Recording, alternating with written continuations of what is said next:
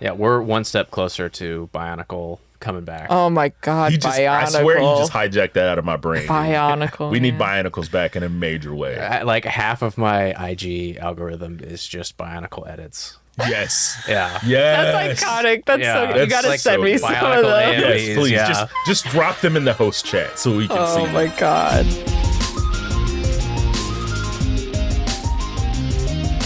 Coming to you from Crunchyroll HQ, this is the Anime Effect. Each week we bring you the latest news and views from the shows you love. It's pop culture with an anime lens. If you're new to the show, welcome. We're happy to have you here. We kick things off each week with a fair bit of bants in it before we dive into what we're watching. We flew across the pond for a second. Yeah, he did. That's what we had for lunch. Yes, it's true. You're right. And then after going over our new favorite shows, we hit a news break before putting on our swim trunks and diving into the main segment because it is very hot outside and I want to go swimming. It's so very hot outside. It's awful outside. As we teased last week, we've got a special guest joining us this week, so you don't want to miss our main chat. And of course, to cap things off, we saved the best for last. Y'all know what it is. It's Service! I'm your host, Nick. I don't have to say that anymore. I'm in here and you can see me, so I don't have to pose as him. It's me, Alex Lebel. But isn't the thing that we never see you guys in the same room? The thing is we never Yeah, see but you I'm in the usually same on room. calls and I can pull that off. Yeah. Yeah, 'cause okay. I'm an off-camera guy. Yeah, that's true. You're right. Oh my God.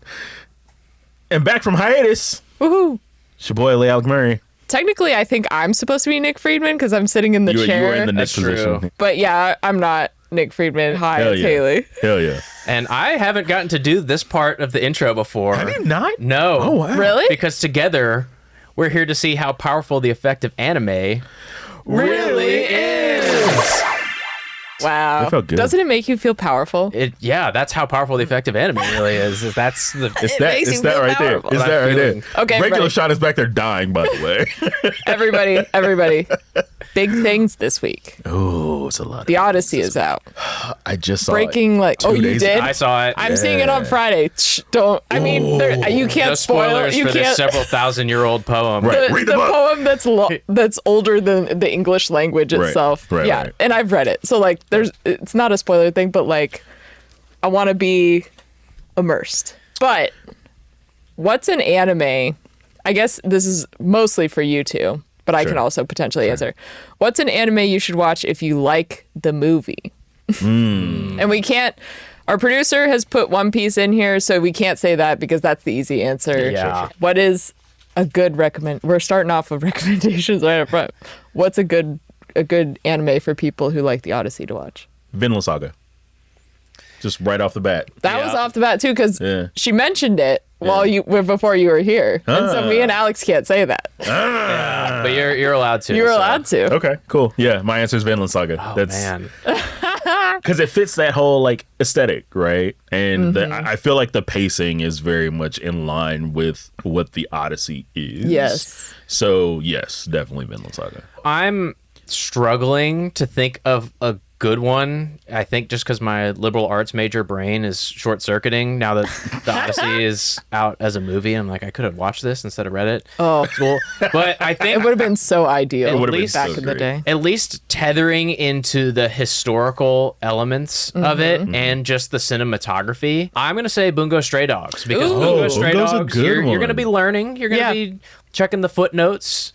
You're going to be doing some Googles Yeah. after the episode, be like, who was that? I've heard that name before. And also just the framing of every shot, the Yep. way that the action looks, just how handsome and attractive everyone is. Like that's Also lining bad. up right up with the casting of the Odyssey too. So, you know what? That's my kind of left field pick. It's not as left field as you think, though. No. I think it fits. No, it's definitely good. Yeah. It just has a little more of like the magical element Yeah. to it, but it definitely works. Yeah. Yeah. I'm going to go with Magi. Oh, okay. Because that's still Yeah, very that's a much an good adventure one. story and Yeah. everything. There's still a lot of Yeah. mythology, granted, very different mythology. Yeah. Sure. But Magi Magi's a good is going to be which also, as I was trying to find out my answer for this, I was like, I need to rewatch Magi. It's been a minute. Yeah. So, I think I only watched the first season. I need to go back and watch it. You need to watch both of them, and then there's a show just for Sinbad. Oh, is there? Yeah. So you gotta watch that too. Yeah, it's one of his stand-up specials. Stop. No, I actually like that was one of my favorite characters. Yeah. Yeah. Yeah. Okay. So I gotta go Oh, back and watch so it. good. Everybody go watch Maki. Weird left field pick that may or may not work. One of the more serious like Gundam franchises. So maybe like Iron-Blooded Orphans. Iron-Blooded Orphans. Oh, I think Iron-Blooded Orphans would also be a good pick. Man, I was at Open Sauce this week, and shout out to anybody else who was at Open Sauce, but I had I have a Tekadon Iron-Blooded Orphans shirt, and I was wearing it, and I was like, is anybody gonna know? Is anybody gonna know? Because also, it's like military green, Yeah, so yeah, if somebody yeah. doesn't know, they're like, this chick's out here wearing a military shirt. Right, and I'm right. like, no, it's Gundam. It's not. It's Gundam. what is a Gundam but a Trojan horse just brought into the anime world?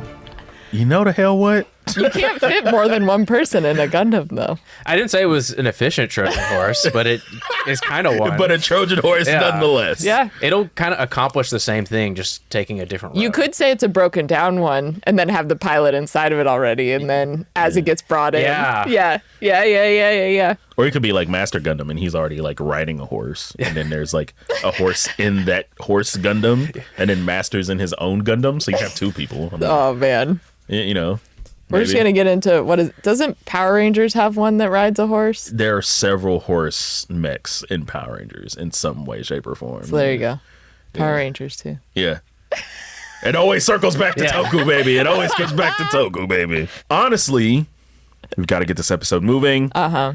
I am too excited to talk about our guests this week, but before we can bring them on, we have to address some big news. Demon Slayer getting a Critics' Choice Award. What? So Demon Slayer has earned a Critics' Choice Award. It's the first anime film nominated for Best Superhero Movie at the Critics' Choice Super Awards. Japanese video game adaptation Exit 8 is Which is also crazy. earned a nomination in the category as actor. Kazunari Ninomiya received a Best Actor nod. Winners will be announced on August 6, 2026. Okay, first off, I don't have any connection to the Critics' Choice Awards, so I'm going to I don't say either. this. I don't either. I'm going to be real honest. Okay. Why is it in superhero? Thank you. Yeah, Thank you. I've got Thank you. questions. Thank you. I said that when I saw the nomination and I was like, do y'all just not want to classify it for what it is? Like, what are we doing? Is there not like a fantasy or action? Or just the pure animation Series? quality, like category. I don't know any of the categories, In so general, that's like, why I'm yeah. like, is this just like the closest thing it could fit into? I mean, I guess. Yeah, it must be because they have like powers, but it's just breathing. Every character breathes. But like, that's Every like saying character you're gonna breathes. put like King Arthur and Merlin in superheroes Yeah. because he's like got magic. Yeah, or is whatever. Odysseus going into the superhero? Probably. Yeah. He communes with the gods, so I don't know. He's got I would Athena on speed honestly dial. say Odysseus is closer to superheroes than Demon Slayer is. Okay, yeah. I mean, because they got that whole hero's journey thing happening. Yeah, okay. Either way, I saw this and I was like, superhero? Superhero? Is that Superhero? correct? Either way, if it wins, great. Yeah, exactly. I'm so rooting for it. Yeah, if it wins, awesome. Fantastic. Yeah, exactly. Not gonna complain whatsoever. Still very It's straight. It was a choice. It was a critic's choice. Stop. Thank you, sir. Stop. I set that up hoping that you would. Yeah, I saw the pitch coming in. I don't see anything, man. I'm just so focused Haley's in. like, I've been here for 5 minutes and I'm tired of both of you. And we're asking you, listeners, viewers, attendees, is Tanjiro the best superhero on the block? I guess we'll find out next month, August 6th. So while we wait for the critics to speak, it's time to walk you through what we're watching. So Lee, what have you been watching while you've been on assignment? Watching Mushoku Tensei season 3. What? No, you never. Me? Never. No. No. No, not isekai. Not isekai. Never. Hit the isekai button. Yeah. So I've been like kind of bouncing around watching a lot of different stuff, right? Because like there's just so much stuff that has been piquing my interest this season between like Tomb Raider King and Kill Blue and just a bunch of other stuff that I've been like just watching. A Marriage Toxin I'm a little bit into, and it's just a lot of different stuff that's like drawing my attention. And then I was like, okay, let me actually like sit down and watch Mushoku Tensei now. It's time. Yeah. Okay. Straight up, Eris is not my favorite character in the series at all. Okay. Can't stand Valid. Can't stand it. But the first 2 episodes of season 3 were so well done. Agreed. So masterfully done. You saw the progression of her character just in 2 episodes, which is great. The animation quality sticks. It's still on point. And you can see very much like, because they're all older, you kind of see the ramifications of like the trauma that has happened to, especially like when you talk about like Rudius and his whole like affiliates, like his whole like affiliate tree. Aerith's going in and being like, going to the sword god and being like, I have to be strong to like defeat the Dragon King or whatever the hell his name is. And it's like, sure, okay, but what can you really do? Also, that man's a bad. Like all of those like sword king god emperor people, incredible. All of them are incredible. Just give me a show with them. Let's look at me. I just need sword god show, sword god anime. That's all I need.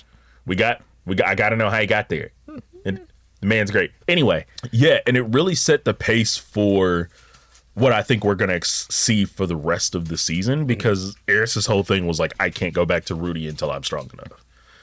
And you really see the trauma that happened with her, because when we last saw her, she just left, right? And you don't realize like, and you really don't know what she meant. She was like, I'm not strong enough to be with you or whatever. Right. And it's like, what do you mean? Yeah. Like, why is that like such a thing for you? And then you fully see the trauma unfold. Right. And you're like, oh, holy and you shit. get it. Like, I get it. Like, I get it. Yeah. So super excited to continue watching this. I just started episode 3 last night. Mushoku Tensei on Crunchyroll. Yeah, and even just the fact, sorry to add one more thing, but even the fact that we're asking that question of what she meant, but Rudius is asking that question more than anyone. Yeah. Yeah, he was like, what the hell do you mean? Like, And he doesn't get the eating him up. backstory. Yeah, No, he didn't no, get no, to no. see those. He didn't watch the episodes. He's got to catch up. He's got to catch up. He's got to catch up. Okay, Alex, what are you watching? It's kind of like Mushoku Tensei, Okay. in the sense that they're reincarnated in a different world. But I have really been enjoying so far isekai, kind of, I guess, like reverse isekai in a sense. Okay, yes. Yeah. But Hanaori-san still wants to fight in the next life. I've watched both episodes that are out so far. The show is incredibly silly and has such a cool style to it. Like just the way that it's animated and brought to life, and the character design is just so cool. And like there's so many little details that you notice about like hair and eyes. Ooh, and cool. Oh, is this the one where the hero and the villain were reincarnated in like unreincarnated, I guess, as like high school kids? Yes. Okay, So okay, the okay. Demon Lord is the teacher Oh, of the cute. class that the hero is in. Oh my god. And it's not like one-to-one parallel, Right. but I'm getting a lot of Love After World Domination vibes from Okay. it. Uh-huh. And I love that show, and That- so that is a good show. it's I do it's like that just show. it's fun, it's silly, and if you've heard me on the show before, I always say this, and this is what I like to watch. It's beautifully dumb, and I mean that in the most endearing way. Like there's just straight up hijinks. I do like when and hijinks ensue. So if you're a fan of hijinks and you're a fan of silliness, but you're also a fan of every now and then kind of getting hit in the feels, this show is definitely for you, and it's also on Crunchyroll. Nice. All right, Haley. Haley. What about Okay. you? I'm curious to know if LeAlec's heard of this. Crowned in 100 Days. No. Okay, so it's a new Donghua series Okay. that's out this season. Okay. It's shorter episodes, so they're like, I don't know, 10 to 15-ish Okay. in that range, but it's a Howlin original. Oh, So this is the Howlin original for this season, because man can't stop working ever. Mans cannot stop Man can't working stop ever. working. yeah. So this is Oh, this art style is great. it's got amazing action in it, especially for like 10-minute episodes or whatever. Sure. It's really showing off his studio's prowess, but it's also real. It's like got dumb boy humor all throughout it. But it's so interesting because like the first episode, I think it was just the first episode that I watched.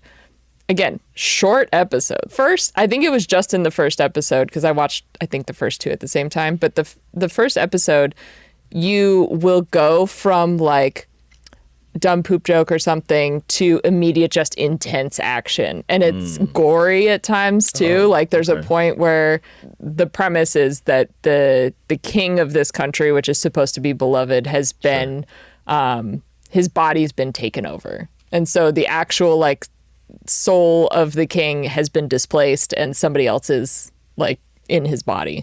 And he's like ruthless and evil and all this stuff. So he has 100 days. The main character has 100 days to help the soul of the original king get back into his own body. The main character also has 100 days to prevent the girl that he likes from marrying this evil king, because he came in and basically was like, I want her. And then he has 100 days. So that's the premise of it. That's where the 100 days comes from. Okay. But effectively it'll be like, you know, the king comes into this restaurant where the main character is working and stuff, and it all seems happy, whatever. And then you go back in, you know, leave the restaurant, you go back in, and everybody's been murdered. And it's just blood everywhere and stuff like that. And so it's just that kind of thing where it's just intense gore in some moments. You'll see like somebody smashing a head, just it gets really gory moments. And then it's silly ridiculous the next moment. So it's very like all over the place kind of emotionally, but it's amazing animation. It's really interesting to watch. It's short episodes, so it's really easy to watch, and it's a Howlin' original, so I have to watch it. Yeah. You had me at Howlin' Original. So that's also on Crunchyroll, so check it out. And get ready for Link Click, which is coming back. Yeah. Not too long from now. I'm so excited. I have to go back and rewatch season 2 because for everybody who's not familiar with Link Click, season 1 and 2 happened, and then Bride and Arc was a prequel to season 1. Yeah. So if you want to go chronologically, you should do Bride in season 1, season 2, but that would be a really terrible way to watch it because you won't know anything. No. Watch it in the order it was released. Yes, please. But yeah, that's the chronological order. So now I have to go back and rewatch part of season 2 to remember where exactly we're at going into season 3. I think I remember. I remember where we're at, and I remember being devastated when I remembered. Yes. Yeah, because if I remember correctly, the end of season 2, I mean, Howlin' does this a lot, but the end of season 2, he just ending. Like dropped you at the end, and you're like, excuse me? Sir, please. And then that was just where it ended. Yep. So Yep. Can't wait for season 3. While we wait, we got to talk about some news. We can talk about some news because the anime effect would not be complete if we didn't have our news break. True.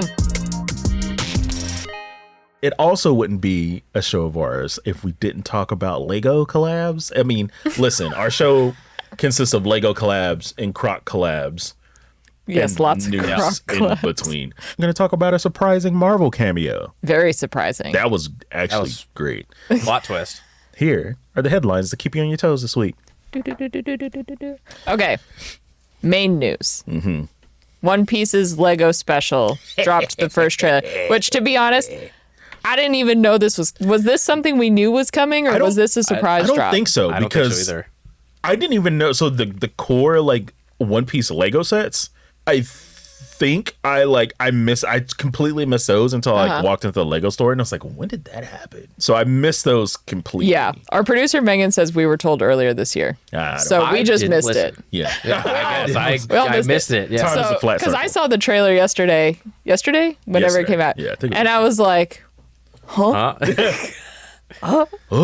No. So, for those who don't know, Netflix's live-action One Piece stars will voice their Lego counterparts in this upcoming animated special. So the Lego counterparts also look like them, They do. Yeah. so it's very much connected to that live action. So they'll all be returning as the Straw Hats, joined by season 2 newcomers. The first trailer is live ahead of the release on Netflix in late September 29th. So definitely interesting that I guess you could put a trailer out this soon for a special. Yeah. It seems early, though. I mean, we got one early for One Piece Heroines. Yeah, we did. We actually did. That's true. It's not Lego, but Yeah. it was still good. Yeah. Lego is just it's a wild. Yeah. But we're starting to see this ramp in Lego because I felt like we were kind of like on a downturn or downtrend for Lego, and then now like just recently we're starting to see a lot more Lego stuff pop up, like that Lord of the Rings set, the new Pokemon sets that are ever expanding, the new yeah. Smart Brick collections they're doing, The World Cup sets. the World Cup sets, which Yeah. were great, the Lego Batman video game, which is incredible. Like we're seeing a resurgence in Lego, and I think it's because Lego just has like moments, like they just don't have like it's always popular, but I think Lego has. They have times where they really like capitalize on the exact right things. Yeah. So I think that's where we are right now, is that Lego has hit their peak right now. Because it's like One Piece, World Cup, Pokemon, Batman, and then they're like, okay, we can kind of float here for a little bit. So I'm happy to see this though. I mean, I just love Lego content in general. It'll be good. It'll be good. Yeah, we're one step closer to Bionicle coming back. Oh my God, Bionicle. I swear you just hijacked that out of my brain. Bionicle. We need Bionicles back in a major way. Like half of my IG algorithm is just Bionicle edits. Yes. Yeah. Yes. That's iconic. That's Yeah. so. You That's gotta like send so me good. some of Bionicle those. animes. Yes, please. Yeah. Just drop them in the host chat so we can see Oh them. my God. Lego, if you're listening, there's a group of millennials here that really want Bionicle back. So, in niche news, the Naruto creator made a surprise cameo in the Spider-Man Marvel special that came out this week. So, Kishimoto Sensei revealed that Amazing Spider-Man 2 is his favorite Spider-Man film, meaning he loves Andrew Garfield. And one of the things that he said in the actual like interview they did with him was he loves Andrew Garfield's Peter Parker because he felt like he was carrying the heaviest burden of great responsibility. And noting the character's emotional struggles and perseverance left a really big impression on him. If you guys haven't watched that special, just in general, the special's great. I watched it this morning, and it really does take you through and for like a 30-minute like mini doc, Right. it actually does take you through a lot of like really cool like little things about like Toby and Andrew and Tom and like what Spider-Man meant to being cast as Spider-Man meant to them on different levels. And even like when they talked to Tom Holland about his costume design in the new one, he was like, I met the two Parkers, and my suit now is a tribute to cool. meeting my two brothers. Oh, wow. And then me being out on my own. Cool. So I was like, the feels. But yeah, no, I think this was a cool moment, especially because we have seen Marvel dip its toes into manga on several occasions. Right. And I know that trend is going to continue for them just based off of some recent announcements that came out this week. So I'm excited. There's also like a Naruto link here because the Spider-Man director is doing the Naruto. Yeah, that's what I thought. thought. Yeah. That's why he showed up. Okay, really quick. Can't spend too much time on this, but what are your guys' favorite Spider-Man movies? Spider-Man 3 with Yes. Peter Parker. Yes. The greatest sequence of Oh my Okay, God. me and All Alex cinema. are on the same Yeah. page here. I was These- Also, those soundtracks These for those like original Spider-Mans rip. They Yeah. were, yes. That Yeah. Vindicated by Dashboard Confessional. Yes. You tell me you weren't screaming that in your car. Damn, dude. I know Tobey Maguire looked a little old to be Peter Parker, but man, Pulled they it were off. just so Pulled it good. off. It's got to be Spider-Verse, man. Like it's True. Yeah. it's just such a celebration of like what Spider-Man is as a character, but also I feel like the emotional beats that we got out of all three trilogies at this point, not trilogies because Andrew didn't get one, sad face, but you get that emotion and that like character-driven story in Spider-Verse. Yeah. But you get in a medium that's super duper creative. Like we still haven't seen animation like that between the two films. Yeah. So that would Absolutely. be mine. You know, I think it was Smash Mouth that had their take on that question that said, well, the news starts coming and it don't stop dropping. We got anime scoops that keep the fans popping. There you go. Let's go. It doesn't matter. What are we doing? What I are we think doing? that What are we doing? could have been what they said, but I'm not an expert. I only have so many TouchTunes credits. But if you're looking for all the hottest anime news, our friends at Crunchyroll News have got you covered. Check out all of that in the link below. Can somebody make that into a phone ringtone Yes, for me, please. I need that. Please. My Slack noise. Right. Oh my gosh, yes. My text message alert. There you go. While you all check out the newsroom, LeAlec, I think it's time we checked in on our guest this week. Oh, I think it is. Today's guest has survived Raccoon City, faced down biohazards, and somehow made Leon S. Kennedy even more iconic than he already is. Now he is trading zombies for cybercrime as he stars in a new Ghost in the Shell anime, making his first major role in the anime world. Everyone, please welcome Nick Apostolides. You got The Anime it right. Effect. You got it right. Hell yeah. Hell yeah. What's happening, guys? What's happening? What's up, dude? Hey, I feel like this was destined to happen at some point. Yes. it was. It was. I'm just taking it day by day, having a good time. What about you guys? Trying to make it. We are in this crazy world of anime together now. Of it seems welcome to the brotherhood. Yeah. You digging the new show or what? Yeah. Yes. It's Yes. listen. It might just be the Science Saru of it all because I've always had an issue getting into Ghost in the Shell, and then Science Saru is doing this one, and I'm like, I'm locked in. I'm locked in. I'm in. I'm in. Yeah, their visual style, the way they tell that based off the manga is insane. We're having a good It's time with it. I've only seen 2 episodes myself, so Ooh. I'm looking forward to diving into the whole season. So you watching week to week like the rest of us noobs around here? There's no other way. They won't give these to me ahead of time. Yeah. Right, advanced screeners, what are those? To get started, we ask every single guest this question. So brace yourself. What was your gateway anime? It was actually Akira of all projects. I was not familiar with anime, and about 15 years ago, my buddy who loves anime, he's like, "Hey, you want to watch this crazy movie?" So we just threw it on, and he's like, "Yeah, that's anime," and I was like, "Damn, what did I just watch?" That was my gateway. Yeah. What, that is quite the gateway. That's actually. either a really good gateway or a really traumatizing gateway. Yeah. And there's Both? like, It's like when you say Eva's your first one and you're like, oh, yeah, and you're like, oh, okay. Yeah. Like, I'm sorry. You're like, how are you feeling? I hope you're okay. Well, it kind of like set my perception. Anytime I met people who were like, "Oh, I love anime," I looked at them like, "Wow, that's weird." Because they were so passionate about it. Then I realized that Akira is like a really, I don't know how to say it. It's extreme, in Yes. a lot of Yes. ways. Yeah. There's so many different types of anime that now I've been introduced to, but I actually want to revisit that now and watch it again now 15 years later and see what I think now. But it was crazy. Yeah, I mean that's kind of the foil to the cyberpunk anime you're in. Yeah. Like Ghost in the Shell and Akira are the two that Yeah. everyone Uh-huh. talks about. Like this is the dystopian tech future that we're all worried about. So Yep. even Yeah. through that lens, you got to be like, wow, this is all really sad for everybody. Yeah. I mean, very cool styles, very interesting stories. And now that we are entering the future with the technology, it's getting kind of scary, like how close to home this is hitting. It's like, oh, Yes. Yeah. Yes. it's interesting stuff, that sci-fi, when it becomes true. Yeah. I always say we're like 5 steps away from Demolition Man at any time. Terminator's coming, man. So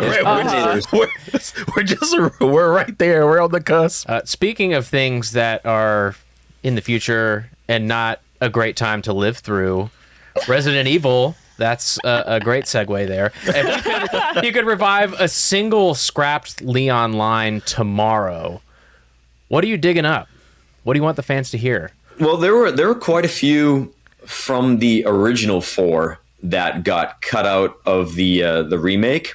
And they're classic lines. These are the lines that I loved growing up because the original 4 is my favorite video game of all time. I've beat it maybe 50 times, and I absolutely adore and love that version of Leon.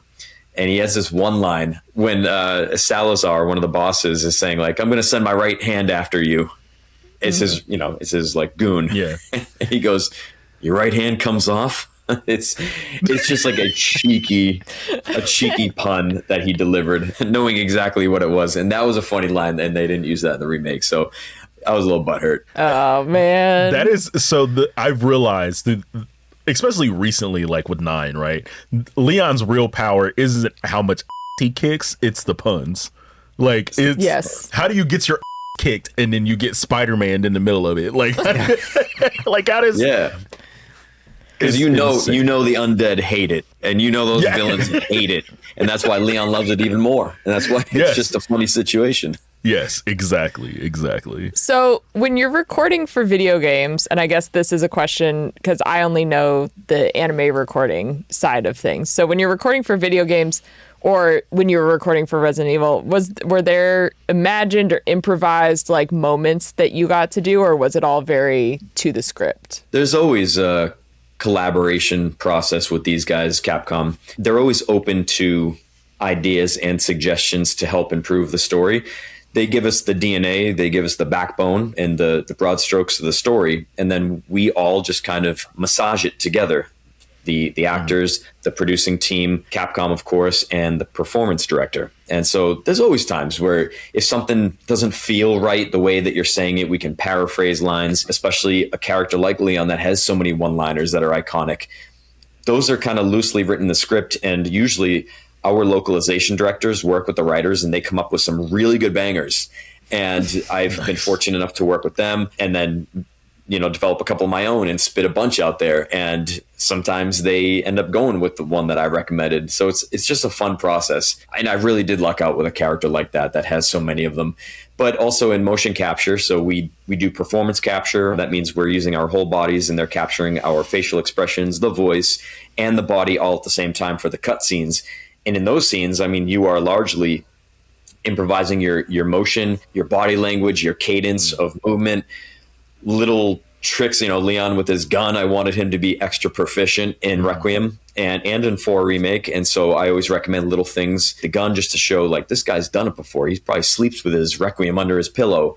It all becomes a part of who the character is and how he's perceived by the player. And so I think all that stuff is very important to bake in there. Absolutely. Wow. Was there anything that you improvised that didn't end up making it into the final cut that you kind of wish had, or you were bummed that hadn't? There's always a bunch of lines. One that just got went viral on the internet was there's a boss fight in Requiem and he's fighting this giant spider.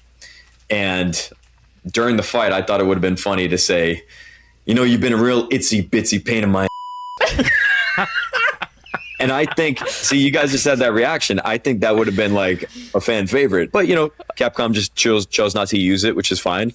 And we have another line about like pest control or something like that. And so, it was great. It's you win some, you lose some. But I thought that would have been pretty special. That would have been very good. That would have been very good. The internet, speaking of the internet, they would probably hate me if I didn't ask this next one. So Leon is a lot of things on Resident Evil, but after Requiem, the fandom has given him a new nickname, Daddy. Mm-hmm. What was your first reaction to not only the new design, but how have you been handling the internet's response? I'm aware of the internet response. I've been made aware every day since the release of the trailer.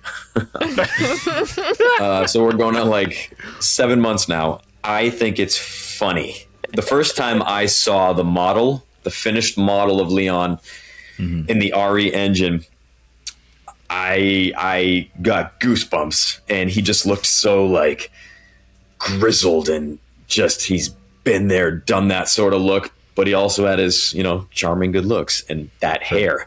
I was curious if they were going to keep that hair, and they kept it. And I knew how the internet was going to react because I saw how they reacted with baby rookie Leon and then baby girl Leon in RE4. And now Requiem, yes, he's Daddy Leon. I think the internet is a funny place, and if people are passionate about that, if they want to like spread their passion and make these Leon edits and make these memes, you know what? That's fandom. Why stop it, right? Yeah. I think it's funny. I look at it, a lot of it, because I get tagged in like maybe like 1.5 billion edits per day. Sure. And I think it's great that people celebrate the character. They celebrate their love of the character. He's iconic for a reason. He's been around. And in pop culture, he's pretty special. And so, it's just an honor playing him. And I like when people make the content about him. I think my favorite piece of like fandom that I've seen has been all of the memes around the Porsche. Like Leon showing up, beating down the block, like with massive bass in this Porsche Cayenne. And like everybody like just getting shook because he's just showing up. It's the absolute best. Also the money memes, the money Leon memes, here's my expensive car and my expensive watch and my expensive gun. And it's like, oh, okay, He went through an apocalypse and made money. Yeah, he's been busy. He's been while he's been off camera. I mean, hey, he's a zombie hunter, and business is good. It's booming. Business is indeed good. Absolutely.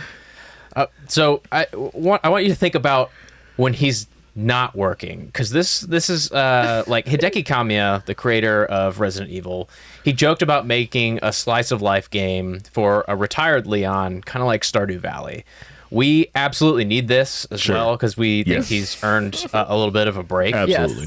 But for you, what would Leon's retirement look like here? Would he get into sourdough? Would he write some quip books? Like, what's he doing? I could see it being an author. Yeah. I've always loved to. I love to think that Leon's an ice cream guy, and that he would just open up an ice cream parlor in a quiet little town. No zombies, no undead. Not even undead puns for ice cream names. I think he just wants to just chill out with his dog, open up an ice cream parlor, and call it a day. I can see it. That would be iconic. Yeah. Oh. What would the name of the parlor be? 90s hair and cones. And that's it. Yeah. Very good. Yeah. Very good. I'd go there. Yeah. I'd be maybe worried about the inventory slots, like if there's enough room for multiple flavors, but, I bet he Right. I'd have to work on that. Get a big cachet case for flavors.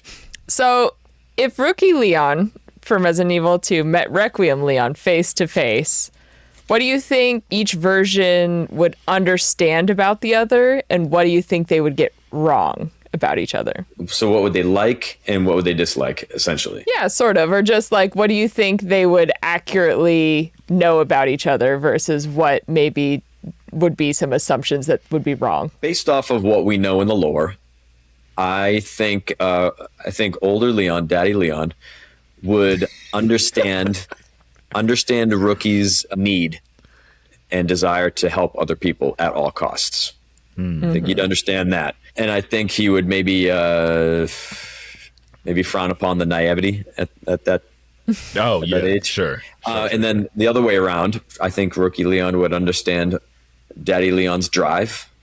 And again, need to help other people, because that has never changed. That has never changed. Yeah. And actually, because older Leon has been through so much more, I think he would be making certain decisions that Rookie Leon wouldn't quite understand, because he wasn't privy to the darkness of the world and how evil people and things can be. And so I think some of his decisions, maybe like macro decisions, would confuse Rookie Leon. Yeah, if that's an answer, I don't know. That was a yes. That's a question I'd never been asked before. That's a good one.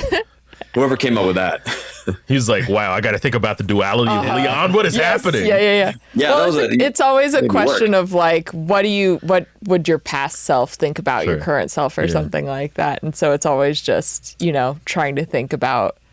Oh man, I don't even know. And I think young Leon would love the hairline. Like, he would just be so happy that the hairline is held strong. Right. Yes. Yeah. I think it would be so interesting because of, you brought it up, Nick, was the Daddy Leon having an issue with young Leon's like naivete as a character, but him also being like, I still kind of do the same thing, but I do it in a way that's smarter and not as like life-threatening to me or other people. Right. Because Leon still takes risk, but the risk that we saw him take in Resident Evil when we first meet him, opposed to like now, is like, it's very he's way more calculated now than he was before. He's like, I'm gonna run in this burning building, and now Daddy Leon is like, I'll find a way to the building. I'm not going to run into the building. It's like work smarter, not harder. Yes. Sort of thing. Yeah. When you first stepped into the role of Leon, I've even brought it up before, you were facing an established legacy. Now that your work has become part of that legacy, has your sense of ownership or responsibility towards the character changed at all? I feel like it does naturally grow with every project. I've portrayed Leon 4 times now, 1 Netflix series and 3 games, and I do feel they trust me more and more, Capcom, to collaborate, to find the new versions of the character together. And that's a great honor, because I love the character. It's not often an actor gets to play a character who he adores. I was literally a fangirl of Leon for 18 years, almost 2 decades before I auditioned to walk in his shoes. And so I knew him. I knew the character. I knew his his spine and his DNA. I'm always true to that with anything I ever suggest, anything I ever want to influence. I always have that in mind, is who is he? And I would never suggest something that was out of character. And I do consider, as a fan of the franchise, I know all the games he's been in, all the years he's been portrayed at different ages. So I know his background and his history. And so I feel like my influence is sound, if nothing else. And the fact that they do take some of my suggestions, again, that's a great honor. And that means I'm at least in the right lane, right? And I do have a bit more agency at this point because we've now seen Leon in his oldest iteration. And so what we have established together, that's canon now. And Requiem was a big responsibility. It was arguably the first time we had seen Leon in complete uncharted territory in the lore, in the canon. And so a lot of pressure, and I just wanted to steer him the right way. And I think we found a version of the character that really works. I think we found that together. I think I was really impressed with it because, like Resident Evil 4 is like one of my favorite games all time. It's a great game. I was very impressed at how we got that same Leon, but it was like cranked up to 10, right? It was when we got to that Leon, and I think that's where the cool factor comes in for a lot of people, right? Is that he was a man on a mission, no holds barred. You can't really stop him. He's gonna complete whatever. And then you get to 9 and he's just laser focused, like more laser focused than he had ever been. Opposed to when, I feel like when we saw Chris again for lately, is that he felt like a wild man, right? Like he was just kind of like a little all over the place. And I think that's just such a cool like yin and yang, is where like Chris, I guess we kind of always saw as buttoned up, and the older he got, he wasn't. And Leon went from being like the naive character to like he's the straight arrow, like the more buttoned up one. Right. Speaking of legacies, you are now stepping into Ghost in the Shell. It's Sagasha, another beloved character from an iconic franchise that has a long memory.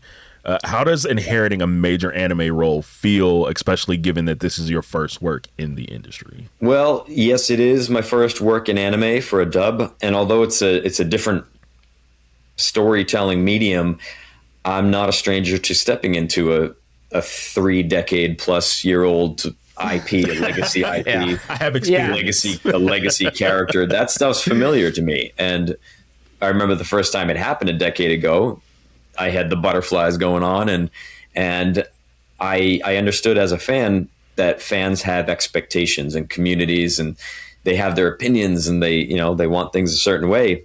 So I've been living with that for 10 years. And so this comes around, very, very cool opportunity. But I knew the pressure, and I was like, okay, here we are again.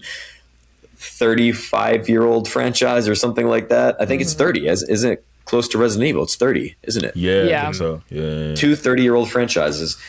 That's kind of crazy to think. So again, you just approach the work with the responsibility, with a lot of respect for what's come before you, and you just got to give yourself as an actor. Give yourself to the production and to the voice director, and just make sure that you're all on the same page, and give them what they need, and they'll help you shape it. That's it. Is there, since this is your first anime role, is there anything unique or different that you kind of had to learn through the anime dubbing process as opposed to any other acting roles that you've had in other mediums? Yeah, the fact that it's a dub. Well, the art form of dubbing as an actor it is a little bit different, because you're looking and listening to at a existing performance, and you have to come up with a similar performance, but your own rendition of it, but within a time code, right? You have to match up the lip flaps, and you're kind of like shooting at a moving target a little bit. Whereas in a video game, more often than not, you are either in performance capture, you are delivering the original performance, or you're in back of a microphone in the booth, and you're speaking those lines at your own timing, your own cadence. But with anime, you got to kind of fit it into what's already been made. So it is totally different.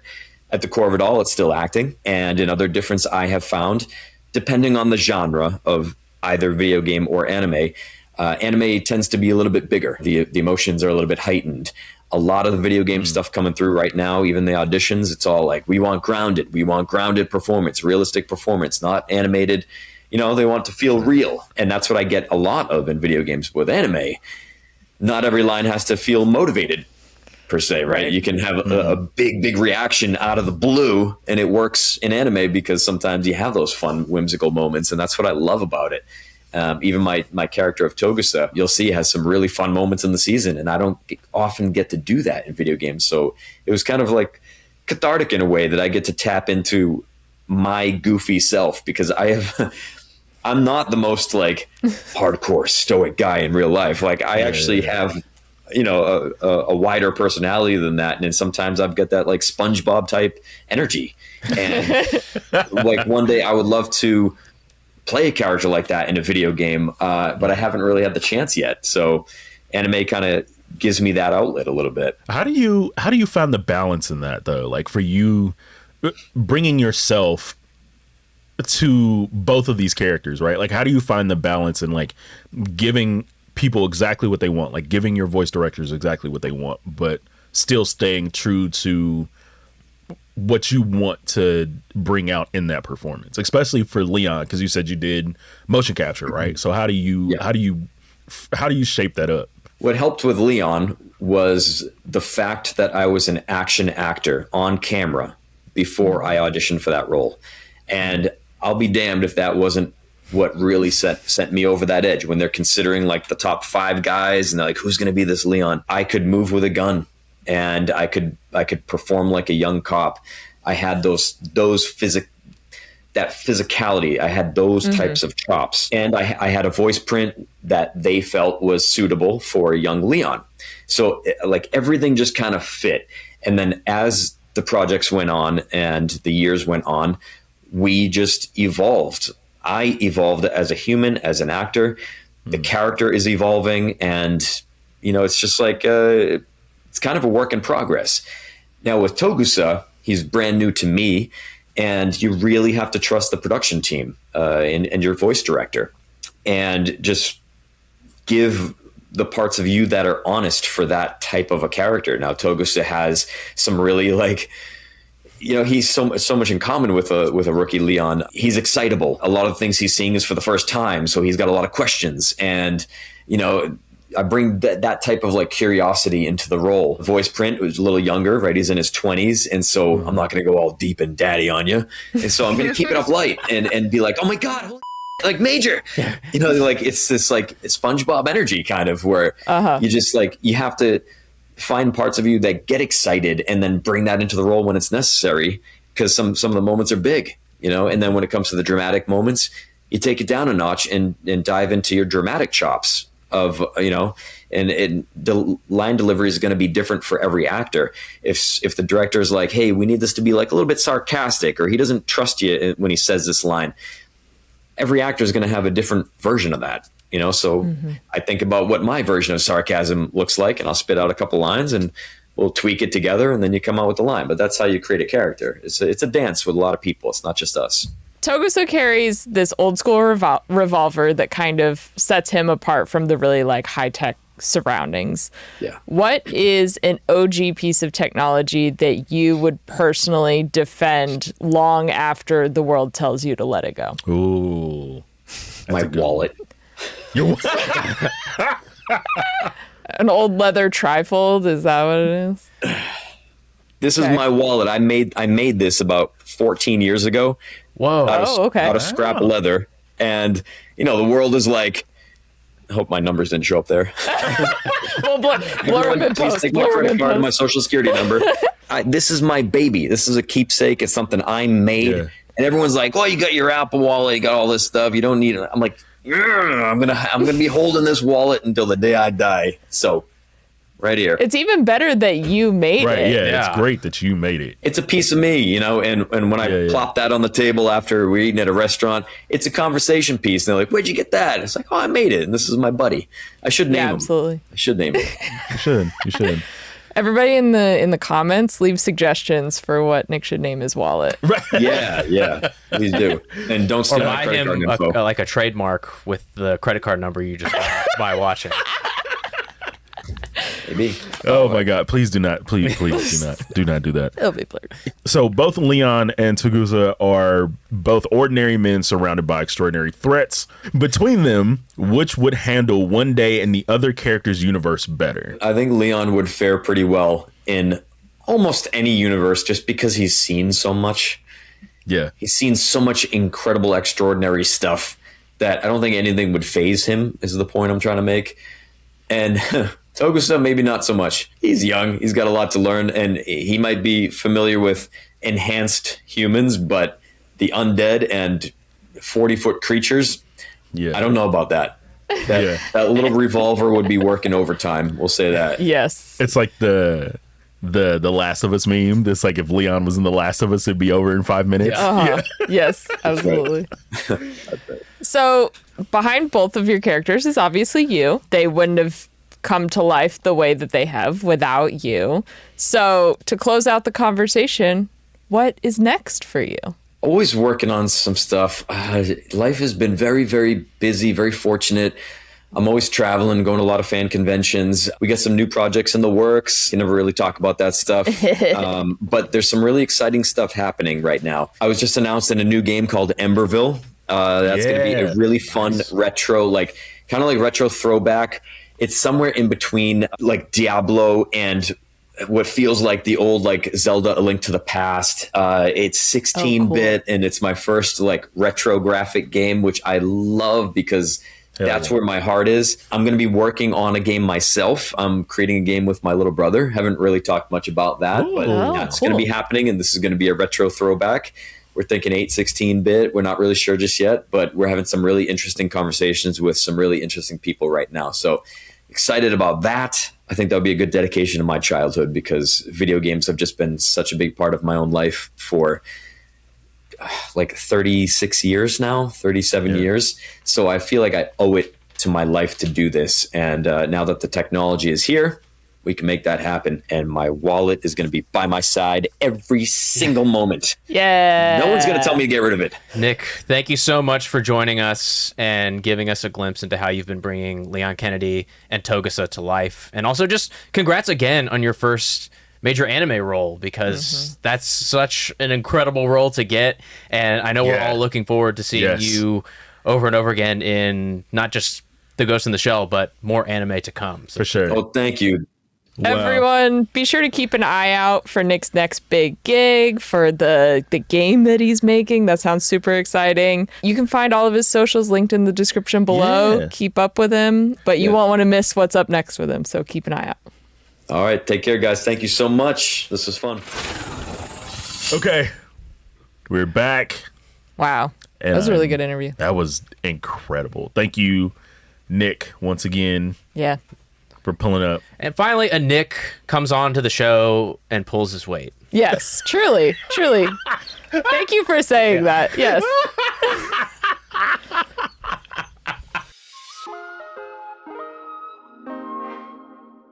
All right.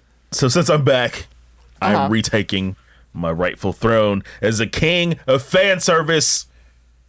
To everyone that left a comment and a review for us, thank you very much. Thank you. Thank you. We see you, we hear you, we appreciate you, and now we answer you. From Kyle Clack.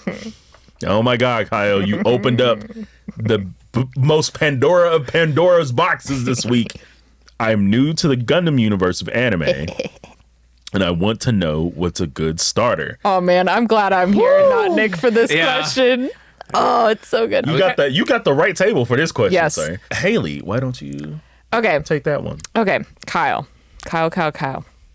Focus. Look Look- right look- here. look at me. If you want to spend way too long with the same characters, go with the UC. Mm-hmm. So start with the OG Gundam or whatever. Mm-hmm. Now, I have not, and all the Gundam fans are gonna yell at me when I say this. I have not gone through the UC because that's a lot. It's a lot. It's a lot. I've only been And through part honestly, of the UC. It's so much. I don't like Amuro, I don't either. Yeah. so I have no I got words for inclination. armor. Yeah. actually. I have no inclination to go through the UC. That's why I said I was glad that I'm here and not Nick, because Nick would be like, "Oh, you gotta start with the original." Yeah. Blah blah blah blah. Get out of here. Get out of here.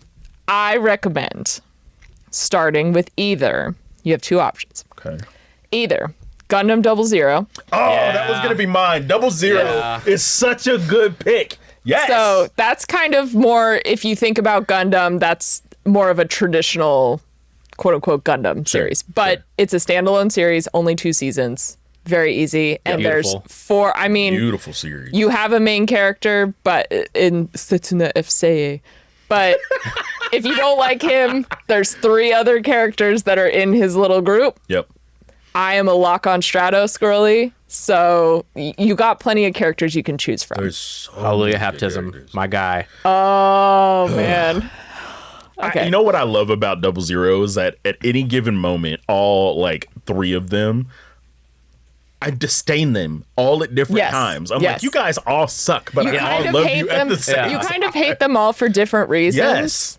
They're But then horrible you people. also like them all for different Yes, reasons. So it yes. makes it feel very good. Anyway, so that's kind of like if you want the quote unquote traditional Gundam experience, Yep. I would say go that route. Yes, I would agree. If you want something that's a little bit edgier, a little bit darker, I would say has way more death in it, go with Iron Blooded Orphans. Yeah. Yeah. Iron Blooded Orphans is also a great series. There's lots of really amazing parts to it. There's lots of just really emotional parts to it. My husband loves to call the main Gundam Bashy Bashy because instead of having a gun or a sword or Has a anything, he club. just has a Just club whacking that he stuff, just beats everything with. Caveman Gundam. So, yeah, I would highly recommend either of those two, depending on which one you want to go with. But honestly, any of the standalones are Yes. great.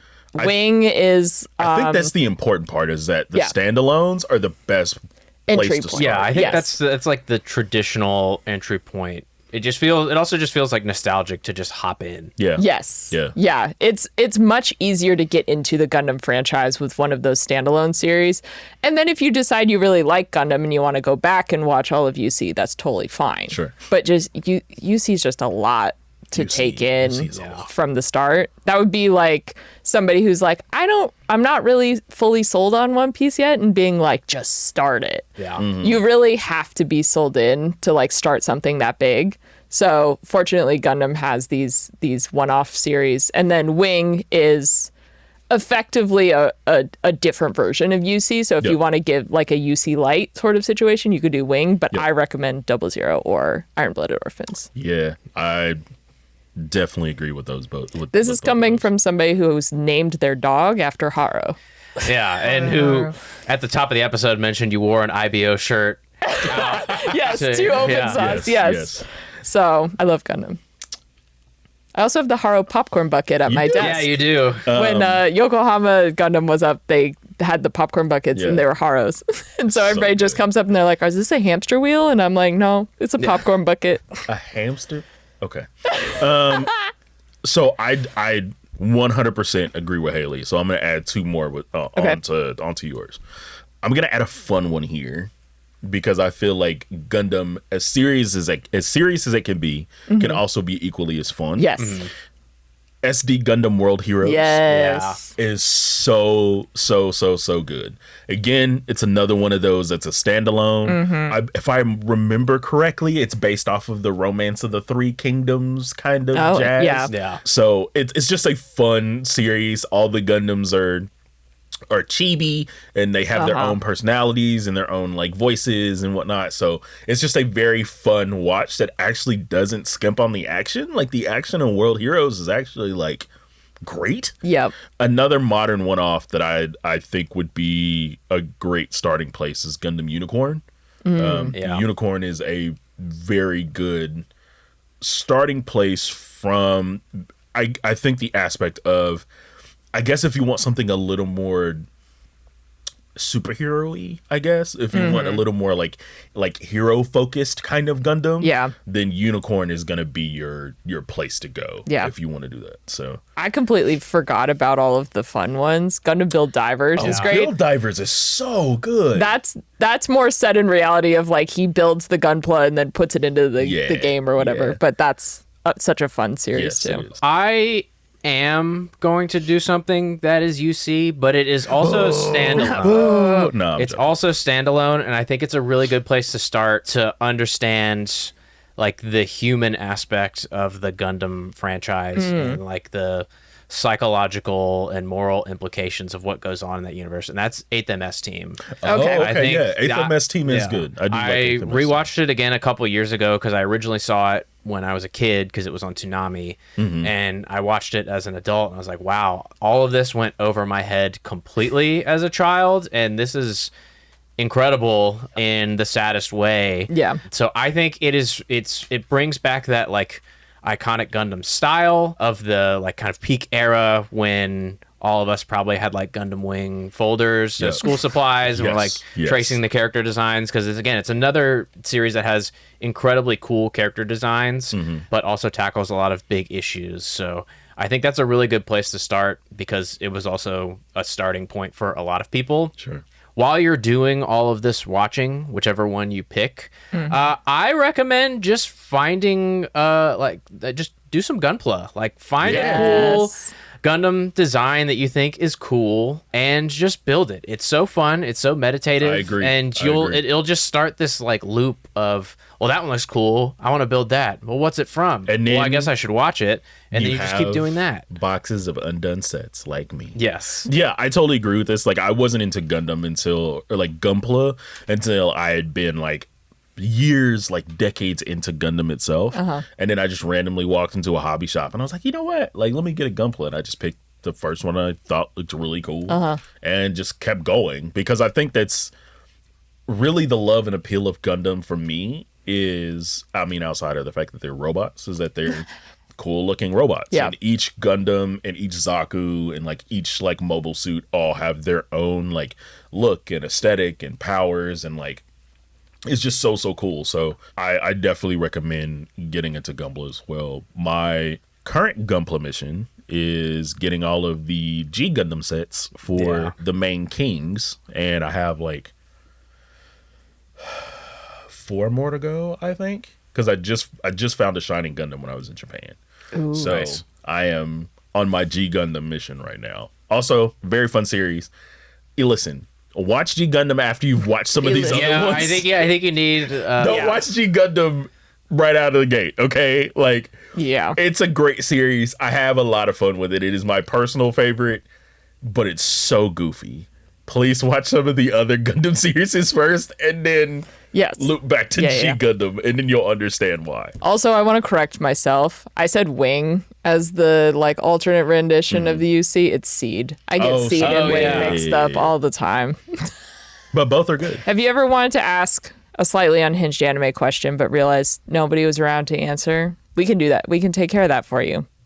We love unhinged questions, honestly, because we ask them all the time. So send us your anime hot takes, unhinged questions, thoughts, feelings at got.cr/anime effect questions. And don't forget to leave a comment or a 5-star review while you're at it. We may read your note in the future, so choose wisely. Shout out to the person on the Spotify comments. I'm so sorry, I'm bad with names, but the one that I am convinced is Alex's alt account. Shout out to you. It probably is, and he just won't say it. I think we gotta go now. It's Alex's Spotify burner. We do actually have to go now, though. Lee, are you ready to take us out? Thank you for joining us for another episode of The Anime Effect, brought to you by Crunchyroll. Be sure to subscribe so you never miss an episode. The Anime Effect is hosted by LeAlec Murray, this week alongside me, Alex Lebel. I keep doing that.